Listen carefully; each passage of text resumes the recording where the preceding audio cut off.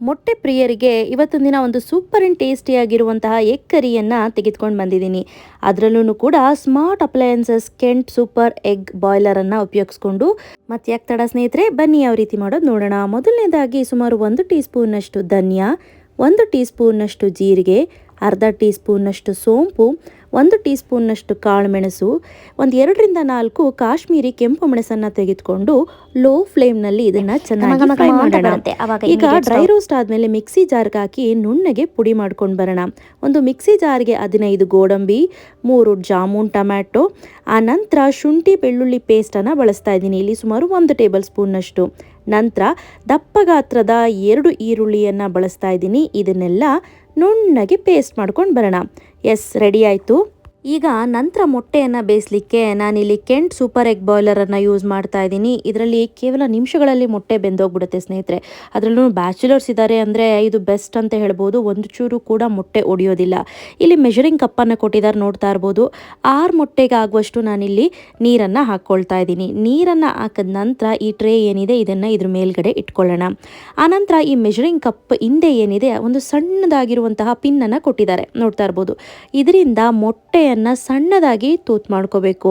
S ಸ್ನೇಹಿತರೆ, ಇದರಿಂದನೇ ಮೊಟ್ಟೆ ಸೂಪರಾಗಿ ಫಾಸ್ಟಾಗಿ ಬೇಯೋದು.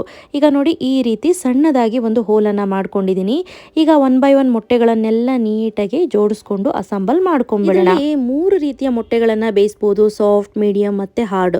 ಇದು ಸ್ಟೇನ್ಲೆಸ್ ಸ್ಟೀಲ್ ಬಾಡಿ, ಸೊ ಹಾಗಾಗಿ ಈಟ್ ರೆಸಿಸ್ಟೆನ್ಸ್ ಚೆನ್ನಾಗಿದೆ. ಮೇಲ್ಗಡೆ ಈ ರೀತಿ ಕ್ಯಾಪನ್ನು ಹಾಕಿಬಿಟ್ಟು ಆನ್ ಬಟನನ್ನು ಅಮಕ್ತೀನಿ. ತನಗೆ ತಾನೇ ಮೊಟ್ಟೆ ಬೆಂದ ನಂತರ ಆಟೋಮೆಟಿಕ್ಲಿ ಆಫ್ ಆಗುತ್ತೆ ಸ್ನೇಹಿತರೆ. ತಲೆ ಕೆಡಿಸ್ಕೊಳ್ಳೋ ಅಗತ್ಯತೆಯೇ ಇಲ್ಲ. ಆಟೋಮೆಟಿಕ್ಲಿ ಆಫ್ ಆಗಿದೆ. ಆಫ್ ಆದ ನಂತರ ಮೊಟ್ಟೆಗಳನ್ನು ತೆಗೆದು ಒಂದು ತಣ್ಣೀರಿಗೆ ಹಾಕಿಟ್ಬಿಡೋಣ. ನೋಡಿ, ಈಗ ಸಂಪೂರ್ಣವಾಗಿ ತಣ್ಣಗಾಗಿದೆ. ಈಗ ಮೊಟ್ಟೆಯನ್ನು ಸಿಪ್ಪೆ ತೆಗೆದುಬಿಡೋಣ. ನೋಡಿ, ಈ ರೀತಿ ನೀಟಾಗಿ ಸಿಪ್ಪೆಗಳನ್ನೆಲ್ಲ ನೀಟಾಗಿ ತೆಗೆದು ಈಗ ಒಂದು ಪ್ಲೇಟ್ಗೆ ತೆಗೆದೆತ್ತಿಟ್ಕೊಳ್ತೀನಿ ಸ್ನೇಹಿತರೆ. ಎಷ್ಟು ಪರ್ಫೆಕ್ಟಾಗಿ ಬೆಂದಿದೆ ಅಂತ ನಾನು ತೋರಿಸ್ತೀನಿ. ನೋಡಿ, ಒಂದೇ ಒಂದು ಮೊಟ್ಟೆಯನ್ನು ಕಟ್ ಮಾಡಿ ತೋರಿಸ್ಲಾ? ಎಸ್, ಬನ್ನಿ, ನೋಡ್ತಿದ್ದೀರಾ? ನೋಡಿ ಎಷ್ಟು ಪರ್ಫೆಕ್ಟ್ ಆಗಿದೆ ಅಂತ. ಈ ರೀತಿ ಮೊಟ್ಟೆ ಪರ್ಫೆಕ್ಟಾಗಿ ಬೆಂದಿದೆ. ಈಗ ಉಳಿದಿರೋಂಥ ಮೊಟ್ಟೆನೆಲ್ಲ ನೋಡಿ ಈ ರೀತಿ ಕಟ್ಸನ್ನು ಹಾಕಿ ಇಟ್ಬಿಡ್ತೀನಿ. ಏನಕ್ಕೆ ಮೇಡಮ್ ಕಟ್ಸ್ ಹಾಕ್ತಿದ್ದೀರಾ ಅಂದರೆ ಮಸಾಲೆ ಚೆನ್ನಾಗಿ ಹಿಡೀಲಿ ಅಂತ. ಈಗ ಒಂದು ಕಡಾಯಿಗೆ 4 ಟೇಬಲ್ ಸ್ಪೂನಷ್ಟು ಎಣ್ಣೆ ಕಾಯ್ದ ನಂತರ ದಪ್ಪ ಕಟ್ ಮಾಡಿರುವಂಥ ಈರುಳ್ಳಿ 1-2 ನಿಮಿಷ ಫ್ರೈ ಮಾಡಿ ನಂತರ ಇಮಿಡಿಯೇಟು ಕ್ಯಾಪ್ಸಿಕಮನ್ನು ಹಾಕ್ಕೊಳ್ಳೋಣ. ಈಗ ಇದನ್ನೆಲ್ಲ ಚೆನ್ನಾಗಿ ಫ್ರೈ ಮಾಡಿಬಿಟ್ಟು ಒಂದು ಪ್ಲೇಟ್ಗೆ ತೆಗೆದು ಎತ್ತಿಟ್ಬಿಡೋಣ ಸ್ನೇಹಿತರೆ. ನೋಡಿ, ಎಸ್. ನಂತರ ಈಗ ಮೊಟ್ಟೆಗಳನ್ನು 1 ಬೈ 1 ಹಾಕ್ಕೊಳ್ತಾ ಇದ್ದೀನಿ. ಇದನ್ನು ಕೂಡ ಅಷ್ಟೇ, ತುಂಬ ನಾವೇನು ಫ್ರೈ ಮಾಡೋ ಅವಶ್ಯಕತೆ ಇಲ್ಲ. ತುಂಬ ಫ್ರೈ ಮಾಡಿದ್ರೆ ಹಾರ್ಡ್ ಆಗಿಬಿಡುತ್ತೆ. ಸ್ವಲ್ಪ ಕಲರ್ ಬರ್ತಿದ್ದಾಗೇ ತೆಗೆದು ಒಂದು ಪ್ಲೇಟ್ಗೆ ತೆಗೆದು ಎತ್ತಿಟ್ಕೊಂಡ್ಬಿಡ್ತೀನಿ. ನೋಡಿ, ಈ ಸ್ಟೆಪ್ಪನ್ನು ಯಾವುದೇ ಕಾರಣಕ್ಕೂ ಮಿಸ್ ಮಾಡಬೇಡಿ ಆಯಿತಾ. ಉಳಿದಿರುವಂಥ ಎಣ್ಣೆಗೆ ನಾನಿಲ್ಲಿ ಈರುಳ್ಳಿಯನ್ನು ಹಾಕ್ಕೊಳ್ತಾ ಇದ್ದೀನಿ. ಸುಮಾರು 3 ಈರುಳ್ಳಿ ಇದೆ, ಸಣ್ಣದಾಗಿ ಕಟ್ ಮಾಡಿ ಹಾಕಿದ್ದೀನಿ. ಇದು ಒಳ್ಳೆ ಕಲರ್ ಬರೋ ತನಕ ಚೆನ್ನಾಗಿ ಫ್ರೈ ಮಾಡೋಣ. ಫ್ರೈ ಆದ ನಂತರ ನಾನು ರುಬ್ಬಿರುವಂಥ ಮಸಾಲೆ ಏನಿದೆ ಆ ಮಸಾಲೆಯನ್ನು ಹಾಕ್ಕೊಳ್ತಾ ಇದ್ದೀನಿ.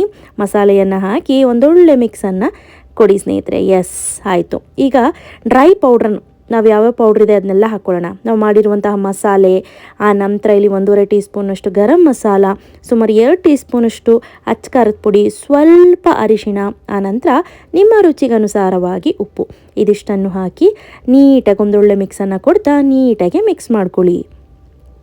ಎಸ್, ನೋಡ್ತಿದ್ದೀರಾ ಎಷ್ಟು ಒಳ್ಳೆ ಕಲರ್ ಬಂದಿದೆ ಅಂತ.